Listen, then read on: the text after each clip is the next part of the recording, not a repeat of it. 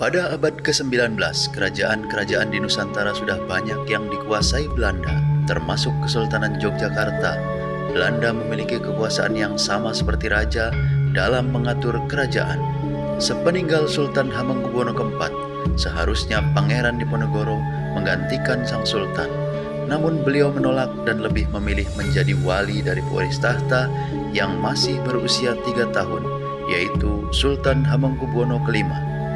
Belanda merasa jika penerus baru tersebut akan sulit dipengaruhi, akhirnya Belanda menunjuk Pati Danurejo yang akan mudah dipengaruhi sebagai wali Sultan Hamengkubuwono kelima. Nih. Danurejo, kamu orang saya tunjuk sebagai wali sultan yang masih kecil itu, ha? Iya, Tuan. Dari waktu ke waktu, budaya di Kerajaan Yogyakarta semakin berubah. Banyak pengaruh budaya barat yang negatif sering dilakukan di kerajaan tersebut, seperti judi dan miras. Alih-alih Pangeran Diponegoro menentang perubahan negatif itu, malah dia banyak dimusuhi oleh para punggawa kerajaan. Kerajaan ini sudah tidak lagi jadi tempat nyaman bagiku. Aku harus pindah ke Tegalrejo. Pangeran Diponegoro merasa kerajaan sudah tidak lagi menjadi tempat nyaman baginya. Akhirnya, dia memilih mengasingkan diri ke Tegalrejo, tempat tinggal keluarganya. Pada Mei 1825, Belanda mencanangkan proyek pembangunan jalan dari Jogja ke Magelang lewat Muntilan. Namun Belanda membelokkan jalannya ke Tegalrejo. Jalan tersebut akan melewati makam leluhur Pangeran Diponegoro. Hal ini membuat Pangeran Diponegoro marah dan berniat untuk mengadakan perlawanan terhadap Belanda. Kurang ajar sekali Belanda itu. Mau merusak kuburan leluhurku, aku akan buat perhitungan dengan mereka. Belanda merasa diancam dan akhirnya menyerang kediaman Pangeran Diponegoro. Akhirnya dia mengungsi ke Gua Selarong. Kurang ajar sekali Diponegoro. Berani menentang orang Belanda, ha? Di Gua Selarong, Pangeran Diponegoro mulai mengumpulkan pengikut dan menjadikan gua tersebut sebagai benteng pertahanan perlawanan terhadap Belanda. Kiai Mojo dan Pangeran Mangkubumi pun ikut membantu dalam perlawanan tersebut.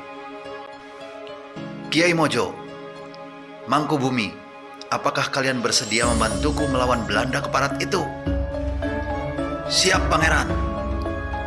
Sendiko dawuh, Pangeran. Saya akan membantu dengan semua yang saya miliki. Pangeran Diponegoro mulai bergerilya, pasukannya menyusup ke pemukiman untuk mencari informasi tentang Belanda yang akan dijadikan dasar dalam melawan Belanda. Setelah persiapan selesai, Pangeran Diponegoro mulai memimpin perlawanan ke benteng Belanda. Perlawanan masyarakat Jawa yang dipimpin oleh Pangeran Diponegoro, sementara pihak Belanda dipimpin oleh Jenderal de Kock yang kemudian dikenal dengan Perang Diponegoro. Serang! Tumpas habis para penjajah itu! Serangan pribumi selalu dimulai saat musim penghujan, karena saat musim hujan pertahanan Belanda melemah akibat ketakutan akan penyakit di musim dingin. Kita serang lagi Belanda itu saat musim hujan tiba. Pasukan pribumi mulai bisa mendesak Belanda hingga akhirnya mundur. Namun Belanda tidak menyerah begitu saja. Mereka mendatangkan pasukan dari seluruh Nusantara untuk membantu perang di Jawa ini. Jumlah pasukan Belanda meningkat drastis dan persenjataan pun lebih lengkap serta lebih modern. Pasukan pribumi mulai terdesak. Ribuan nyawa melayang menghadapi serangan yang tidak seimbang dari Belanda.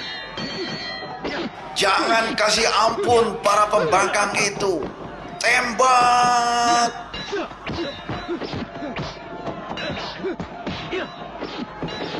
Pada tahun 1829, Kiai Mojo ditangkap Belanda dan disusul oleh Pangeran Mangkubumi serta panglima utamanya Ali Basa Sentot Prawirodirjo.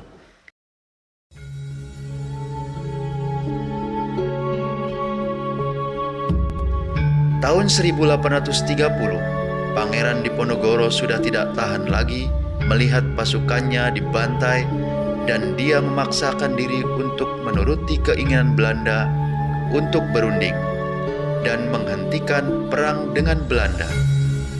Sebagai ganti keselamatan pasukannya, Pangeran Diponegoro harus rela diasingkan ke Manado, kemudian dipindah ke Makassar dan meninggal di Benteng Rotterdam pada 8 Januari 1855.